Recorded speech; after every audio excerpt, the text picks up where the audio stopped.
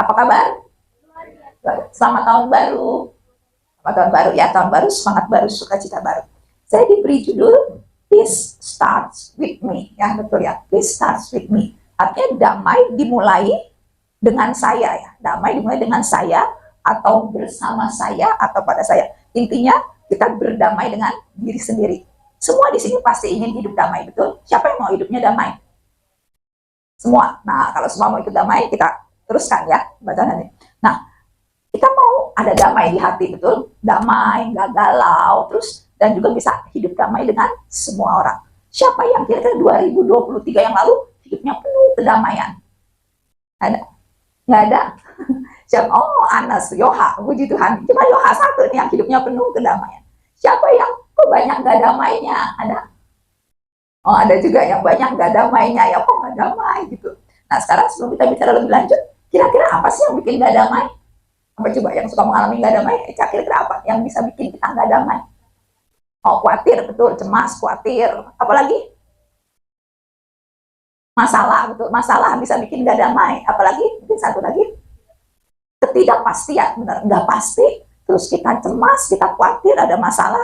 Nah, saya juga coba googling, apa sih yang bikin nggak damai? Ada yang bilang berpikiran negatif, jadi pikirannya negatif, jadi nggak bisa damai. Ada juga yang suka bandingkan diri dengan orang lain, jadi orang lain kok sebenarnya lebih baik, lebih enak, akhirnya kita jadi gelisah, nggak damai.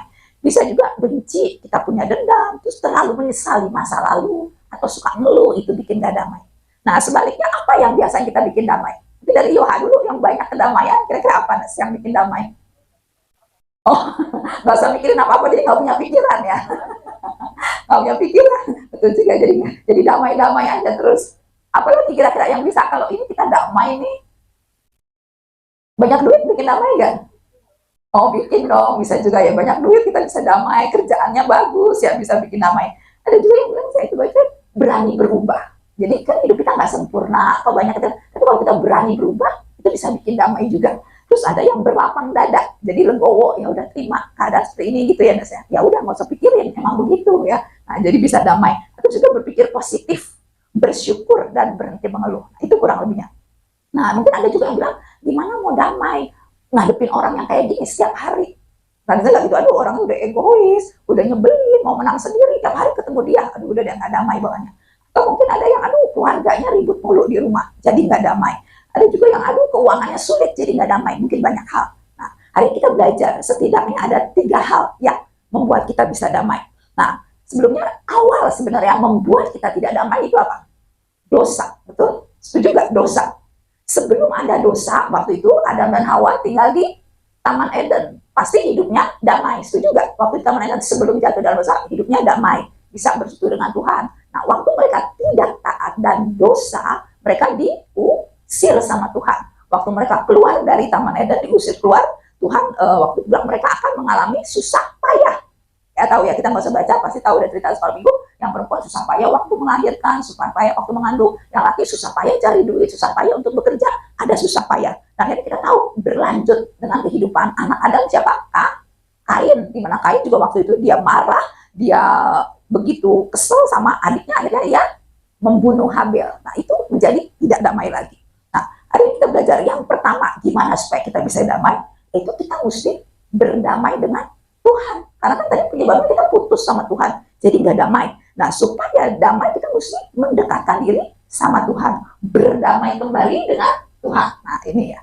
Karena Tuhan itu sumber damai sejahtera. Nah, di Roma 15 ayat 33 dikatakan, Allah sumber damai sejahtera menyertai kamu sekalian. Katakan sama-sama, Allah sumber damai sejahtera.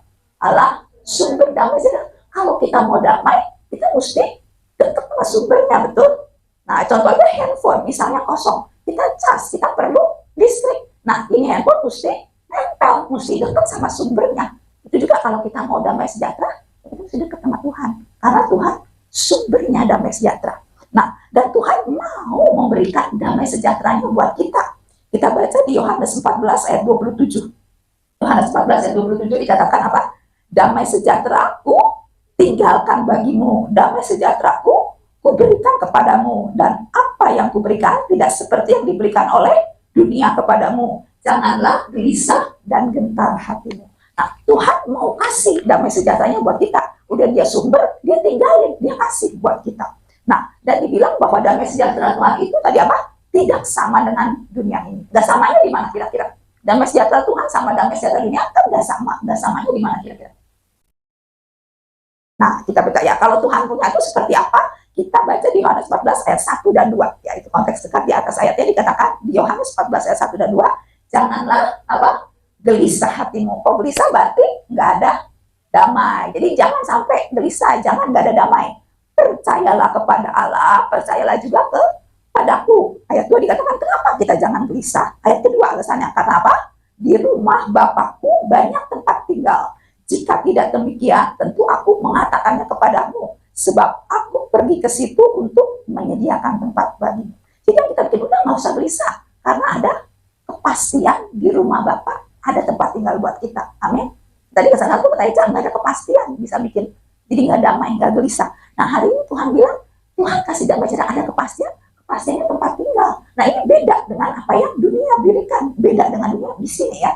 Karena kalau kita mungkin, apalagi anak-anak muda, kalau sekarang mungkin, aduh, ada yang udah punya rumah belum? Belum. Ada yang udah punya rumah sendiri belum? Semua masih di orang tua indah ya. Nah, kalau mungkin kita aduh gelisah, nggak punya rumah ya, dan saya tahu buat beli rumah sekarang susah nggak? Susah. Saya Pak Cicer suka hitung-hitungnya anak sekarang kalau mau beli rumah gimana ya, saya juga mikirin rumah di sini harga sekian, kita tuh nyicil sebulan mesti sekian, berarti gajinya mesti berapa? Sementara gaji sekarang banyak yang UMR ya, perusahaan UMR aja masih bertahan bagus. Kalau mau nyicil biar punya rumah ini gimana caranya, hitung-hitung susah ya, kita bayangkan sulit.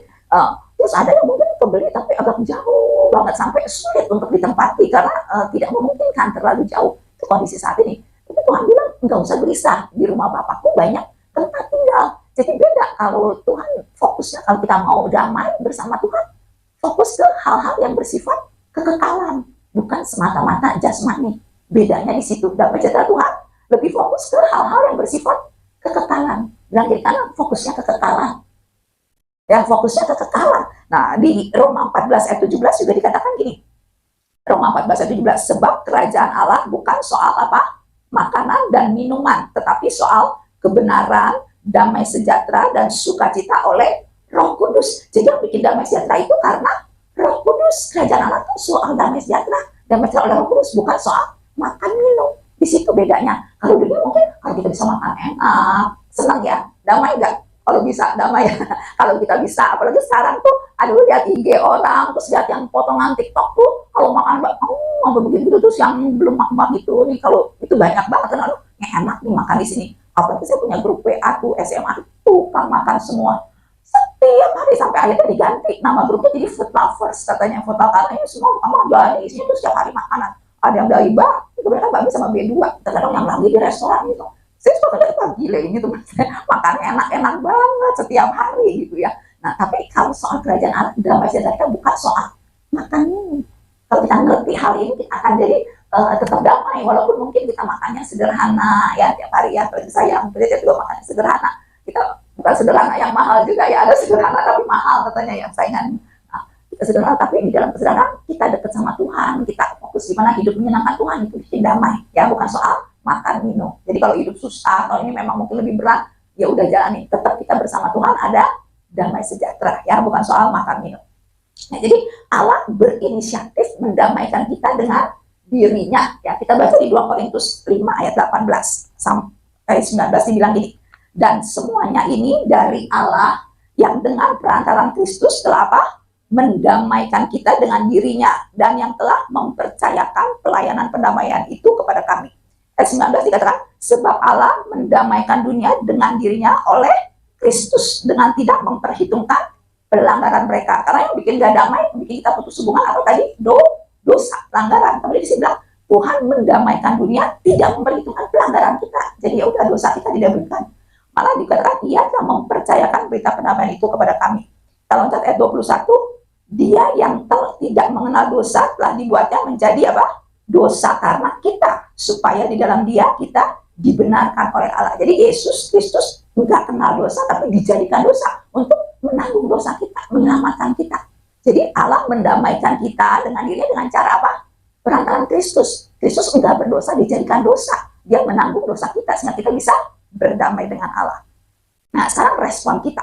Kalau berdamai itu mesti dua belah pihak, dua-duanya mau, benar gak? Benar. Kalau ada keributan misalnya, ini ada sengketa, entah tabrakan, entah kejahatan, entah apa, misalnya deh, kita jalan damai aja.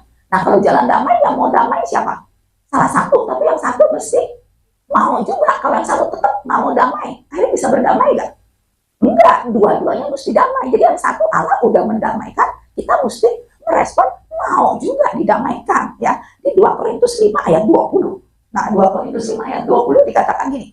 Jadi kami ini adalah utusan-utusan Kristus. Seakan-akan Allah menasihati kamu dengan perantaran kami. Dalam nama Kristus kami minta kepadamu, kita baca sama-sama. 1, 2, 3 apa? Berilah dirimu didamaikan dengan Allah. Jadi beri dirimu, kita mau gak kasih diri kita didamaikan dengan Allah? Tuhan udah tawarin, Tuhan udah inisiatif, dia udah kasih, dia sumbernya, dia tinggalin, dia udah mendamaikan. Nah sekarang kita mau gak untuk hidup dalam damai sejahtera? Kalau mau kita mesti memberi diri didamaikan dengan Allah. Nah apa sih caranya, gimana kita mau didamaikan dengan Allah tuh? Seperti apa aplikasinya? Nah itu ada di 2 Korintus 5 ayat 17, 3 ayat di atasnya. Nah 3 ayat di atasnya dikatakan, jadi siapa yang ada di dalam Kristus, ia adalah apa? Ciptaan baru. Katakan sama-sama, ciptaan baru. Yang itu ciptaan baru. Padahal mesti belum pada makan ya. Padahal mesti ciptaan baru. Nah, yang lama sudah berlalu. Sesungguhnya yang baru sudah datang. Nah, ini tahun baru, yang baru sudah datang. Semangat ya. Yang lalu. Jadi, kalau kita mau didamaikan dengan Allah, berarti kita mau menjadi ciptaan baru. Mau berubah menjadi ciptaan baru.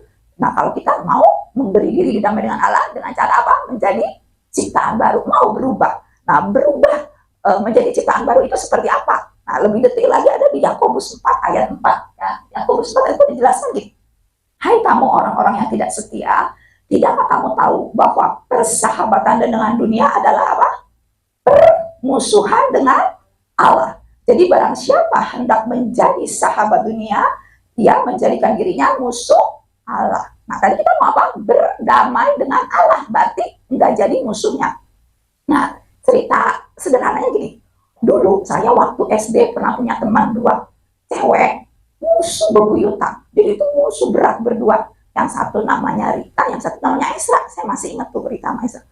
Ini mereka berdua jadi musuhnya musuh, benar-benar musuh bebuyutan dan musuh besar. Nah, kalau kita mau berteman sama si Rita, dia bilang kita harus musuhin si Esra.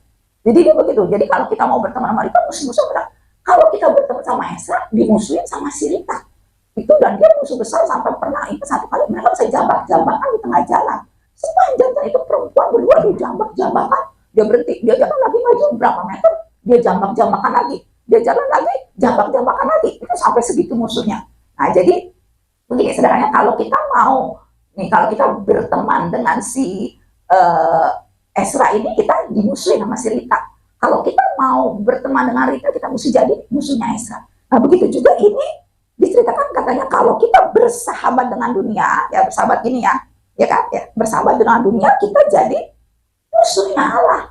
Jadi kalau kita begini sama dunia, bersahabat dengan kita jadi musuh Allah.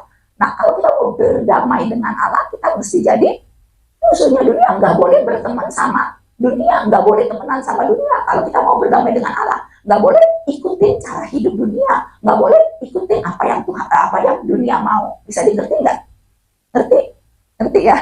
Nah, gitu juga di Roma 8 ayat 6 dikatakan karena keinginan daging adalah maut, tapi keinginan roh adalah hidup dan damai sejahtera. Jadi damai sejahtera kita mesti hidup dipimpin roh. Jangan ikutin keinginan daging. Keinginan daging itu bersahabat dengan dunia, kita jadi musuh Allah. Kalau mau berdamai dengan Allah, nggak boleh berteman dengan dunia, nggak boleh ikutin dunia. Di Roma 8 ayat 7 dikatakan sebab keinginan daging adalah apa? Perseteruan terhadap Allah, karena ia tidak takluk kepada hukum Allah. Hal ini memang tidak mungkin baginya. Jadi kalau kita ikutin keinginan daging, kita bersahabat dengan dunia, kita dikatakan apa? Berseteru, musuh dengan Allah. Kalau kita mau bersahabat dengan Allah, mau berdamai dengan Allah, kita tidak boleh berteman dengan dunia, nggak boleh temenan sama dunia, nggak boleh ikutin cara hidup dunia, nggak boleh ikutin keinginan daging. Bisa dimengerti? Nah, benar. Nah, selanjutnya, kalau kita bersahabat dengan dunia, kita menjadi musuh Allah. Karena itu kita nggak boleh bersahabat dengan dunia, nggak boleh mencintai dunia, nggak boleh dikuasai oleh keinginan daging. Contohnya apa? Keinginan daging dan bersahabat dengan dunia apa contohnya? Anak-anak muda apa nih saat ini yang bikin aduh ini keinginan daging yang sangat menggoda saat ini apa kira-kira anak-anak muda? Apa ya yang bikin menggoda apa? Duit. Oh, materialistis, bener, duit bisa jadi keinginan, aduh pengen kaya, pengen cepet kaya, akhirnya kerja bisa korupsi ya, ada kesempatan nilep kita nilep, ada kesempatan ikut orang kita ikut orang, itu juga keinginan materialistis, itu nyata banget sekarang. Banyak anak muda sekarang apalagi banyak mall ya, dulu waktu zaman saya kan mall nggak sebanyak sekarang mall mau nongkrong sekali ke game itu bisa 100-200 ribu loh, bener gak yang sering nongkrong, sekali makan lagi 100 ribu, terus lagi tuh pernah eksternal ketemu di sini, ya udah pas waktu itu bisa dia kemana terus ketemu mah di sini, waktu siapa saya pesen apa nih, jadi 60 ribu, kamu pesen minum tadi 60 ribu, saya bilang aku sehari bisa habis berapa ini, apalagi kalau main ke GI bisa dari siang bisa pulangnya bisa agak sore malam, banyak bisa makan 2 kali, nongkrongnya ngopinya sekali, waduh ini belum sampai akhir bulan anak-anak sekarang kalau gaya hidup kayak gitu bisa pakai Uber ya ini wah itu materialistis bener, kita nggak boleh ikutan, ya boleh makan secukupnya tapi jangan sampai materialistis membuat kita bersahabat dengan dunia, akhirnya kita jadi musuhnya lah, akhirnya kita nggak damai, dan teman-teman bisa makan ini, kita mau makan susah, mau terus akhirnya jadi nggak damai. Yang jangan, hari ini belajar damai kita bukan karena makanan dan minuman, bukan karena hal-hal keinginan daging, dan itu bikin kita nggak damai. Kalau kita banyak keinginan, apalagi keinginan daging, nggak sesuai kehendak Tuhan, bikin kita nggak damai. Tapi kalau kita mau damai, kita apa tadi? Bersahabat dengan Allah. Bukan soal makan minum, tapi gimana kita menyenangkan Tuhan, fokus kita kepada hal-hal yang rohani. Itu yang bisa bikin kita damai. Nah, apalagi selain itu, mungkin ada satu contoh lain selain uang, selain materialistis, apa tanggal ada apa? Contohnya yang keinginan daging yang mengganggu anak-anak muda saat ini apa? Nggak ada. Wah, puji Tuhan, nggak ada yang mengganggu. Oh, James Rio, apa? Apa ya? Apa? Males keinginan daging, maunya enak-enak, santai, ya bener juga ya suruh kerja pagi, aduh sedeng banget, ya suruh ini, bener males bisa juga. Orangnya apa?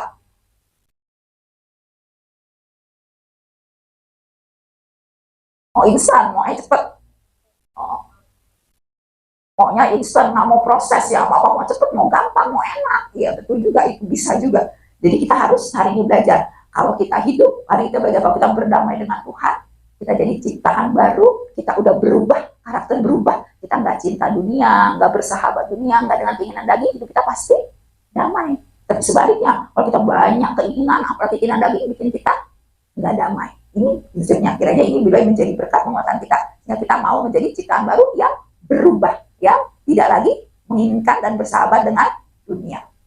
Nah, itu yang poin pertama. Sekarang yang kedua, yang udah sebut aja, supaya kita bisa berdamai, supaya hidup damai itu kita mesti memaafkan diri sendiri ya. Yang kedua, atas segala kesalahan kita. 2023 siapa yang ada kesalahan?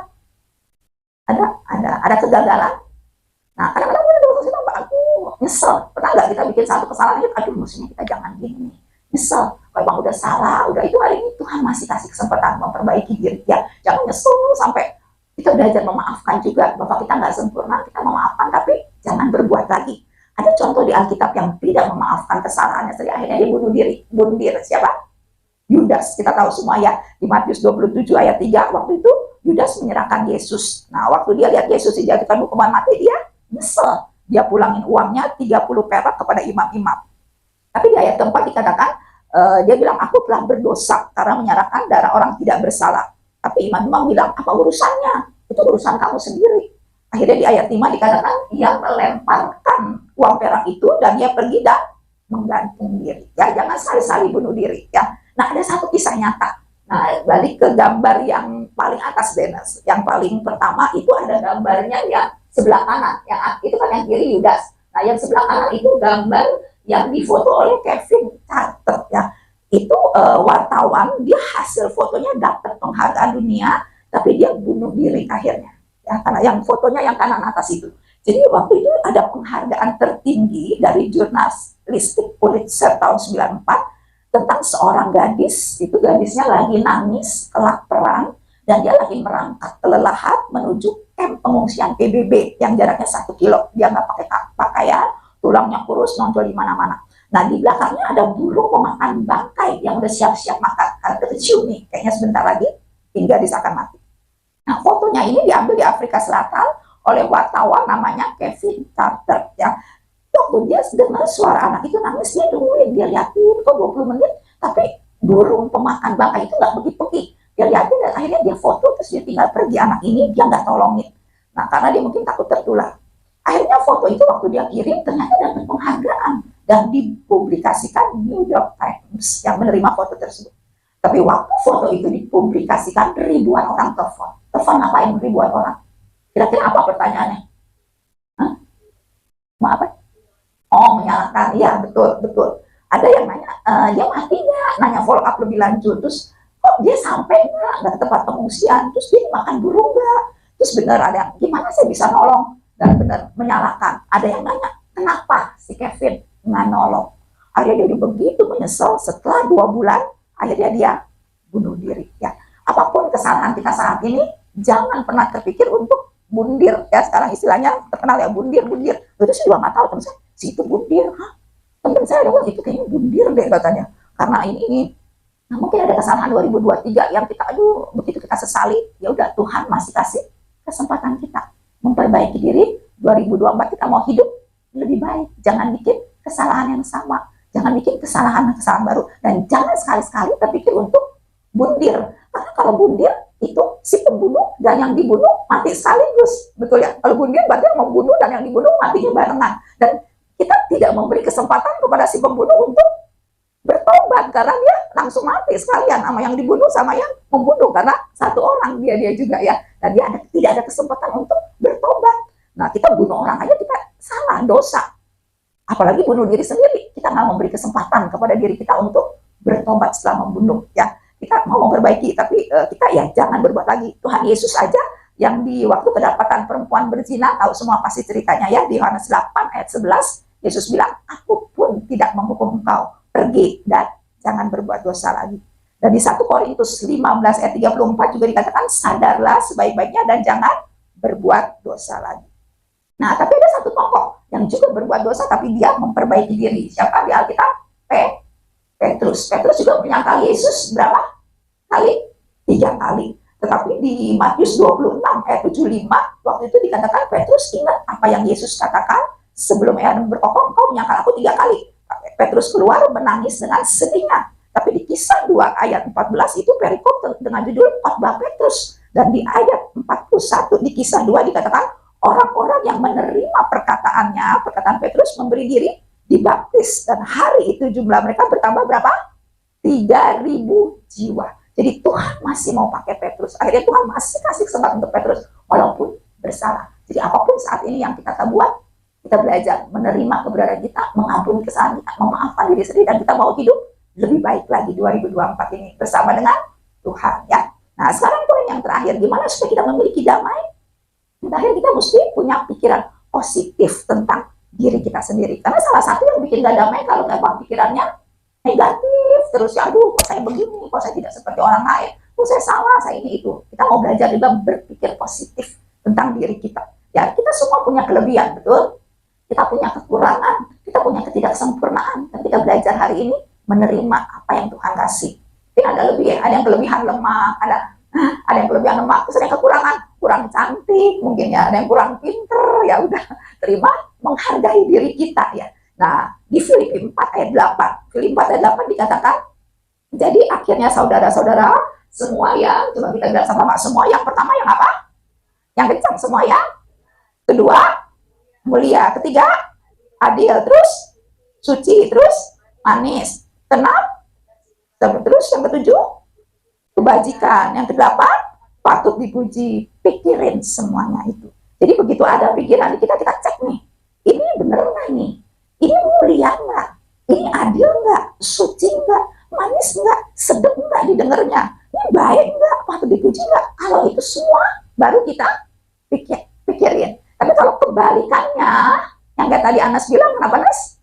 Jangan dipikirin ya. Jadi kalau kebalikan dari yang jadi nggak usah dipikirin, kita stop langsung. Oh, ternyata ini lawannya benar. Semua yang apa coba nih? Yang masih pada pintar lawan kata benar, semua yang salah. Terus semua yang Mulia lawannya apa? Tidak mulia. Hina ya, hina. Terus semuanya tidak adil, curang ya, nggak adil. Terus semuanya kotor, yang najis. Terus semuanya pahit ya, yang pahit. Terus semuanya nggak enak didengar. Terus semuanya kejahatan dan nggak patut dipuji. Jangan pikirin, stop pikirin. Bilang jadi kanan, stop pikirin yang jelek-jelek. Stop pikirin yang jadi begitu, aduh, yang pahit banget. Pernah ada sesuatu yang pahit yang bikin kita pahit. Kalau ingat kita jadi pahit. Aduh, ini pahit nih mama nih, sudah stop. Jangan pikirin ya. Begitu ada sesuatu yang aduh ini curang banget, yang jahat, yang kita pikirin, aduh kita mau jahatin orang. Kita kesel, kita benci, kita mau berbuat sesuatu yang jahat, kita aduh ini jahat, ini nggak baik. Langsung apa? Stop yang jelek-jelek, stop yang jahat-jahat, stop yang pahit-pahit, stop yang curang-curang, semua kita stop. Jadi kita damai. Kalau pikirannya yang jahat, yang pahit, yang jelek, kita jadi nggak damai ya. Jadi apa? Stop yang jelek-jelek. Bilang sama-sama, stop yang jelek-jelek. Stop yang ya. Jadi ingat, begitu kita ngomong ini stop nih, ini jelek. Termasuk hoax atau mungkin ada omongan orang yang bikin kita jadi kesel, bikin kita jadi lemah, kita stop. Jangan pikirin ya. Nah, apa yang Tuhan pikir tentang kita ini? 2 ayat terakhir. Ini yang harus kita pikirin dan kita imani sepanjang tahun ini, mulai malam ini kita terus, mungkin ada yang lebih sering kita dengar, tapi hari ini kita mau jadikan rema, kita pegang supaya kita bisa hidup di dalam damai sejahtera Tuhan. Yesaya 43 ayat 4. Yesaya 43, kita baca sama-sama ya. 1, 2, 3. Oleh karena apa? Engkau berharga di mataku dan mulia, dan aku ini mengasihi engkau, maka aku memberikan manusia sebagai gantimu dan bangsa-bangsa sebagai ganti nyawamu. Ini yang kita pikirin, aku berharga, aku mulia. Tanamkan. Jadi kalau ada apapun, kita aku berharga, aku mulia. Ada yang bikin kesel, orang bikin negatif tentang kita, kita kurang dihargai, kita kayaknya secara manusia kurang berharga, tapi kita ingat, aku berharga, aku mulia. Imani, dan kita amin. Bilang, jadi karena aku berharga, aku mulia. Nah, bilang, kamu juga. Ya, kita semua berharga. Katakan sama-sama, berharga dan mulia. Amin. Nah, sekarang yang terakhir, karena di Mazmur 139 ayat 14. Kita katakan, baca lagi sama-sama. 1, 2, 3, apa? Aku bersyukur kepadamu oleh karena kejadianku dahsyat dan ajaib. Ajaib apa yang kau buat, dan jiwaku benar-benar menyadarinya. Udah sadar belum? Udah benar-benar sadar belum? Kita dahsyat ajaib, udah benar-benar sadar belum? Udah, nah kita sadar. Jadi kata pastor, sadar, benar-benar sadar, dahsyat ajaib. Sesuatu yang dahsyat. Bilang sama-sama, aku dahsyat dan ajaib. Kejadianku dahsyat dan ajaib. Dahsyat ajaib, kita sampai sadar bahwa saya kejadian kita dahsyat dan ajaib. Kalau Tuhan aja bilang berharga, mulia, kita siapa? Kita nggak menghargai diri kita merasa enggak, kita tidak menghargai diri kita siapa? Apa kita lebih hebat dari Tuhan? Tuhan aja begitu maha kuasa, dan yang ciptakan dia dahsyat, dia aja bilang kamu berharga, kamu mulia. Emang kita siapa? Emang kita lebih hebat dari Tuhan? Nggak bilang bahwa kita berharga dan mulia. Kita pun harus mengakui, kita menyadari bahwa kita berharga, kita mulia, dan kejadian kita dahsyat dan ajaib. Dan kita tidak perlu pengakuan orang lain untuk kita bisa hidup damai. Amin. Nggak perlu kau usah tergantung orang lain, nggak tergantung atasan kita, tergantung gembala kita, tergantung orang tua kita, tergantung teman, tergantung pacar kita, tergantung siapapun. Bahwa kita berharga, kita mulia, enggak. Kita bisa memiliki damai, kita ada sejahtera. Karena Tuhan sendiri udah bilang, engkau berharga, engkau mulia. Itu bikin kita damai, terus dekat kepada Tuhan, sumber damai sejahtera. Tidak perlu tunggu pengakuan orang lain, tidak perlu tunggu penghargaan orang lain. Tapi Tuhan menilai kita berharga dan mulia ya. Coba kita masuk ke slide yang pertama supaya kita lihat. Nah, jadi peace with me singkatnya supaya bisa dimengerti bahwa ada 3 kita belajar. Kita pertama apa? Mendekatkan diri, berdamai dengan Tuhan. Karena Tuhan itu sumber damai sejahtera dan Tuhan mendamaikan kita dengan dirinya. Nah, kita harus memberi diri didamaikan. Karena kalau berdamai mesti dua pihak, dua-duanya mau. Nah, kita memberi diri didamaikan dengan cara apa? Mau berubah ya, jadi ciptaan baru, jangan bersahabat dengan dunia, jangan ikuti keinginan dunia, jangan ikuti keinginan daging, mau berubah. Bilang sama-sama, mau berubah ya. Tahun 2024 ini kita mau berubah menjadi ciptaan baru, jangan bersahabat dengan dunia, pasti kita akan hidup lebih damai. Dan yang kedua, kita belajar memaafkan diri sendiri. Apapun kesalahan kita, Tuhan memaafkan, kita juga memaafkan dan hidup lebih baik, jangan berbuat lagi. Dan yang terakhir, miliki pikiran yang positif. Kita berharga, kita mulia, kejadian kita dahsyat dan ajaib. Amin.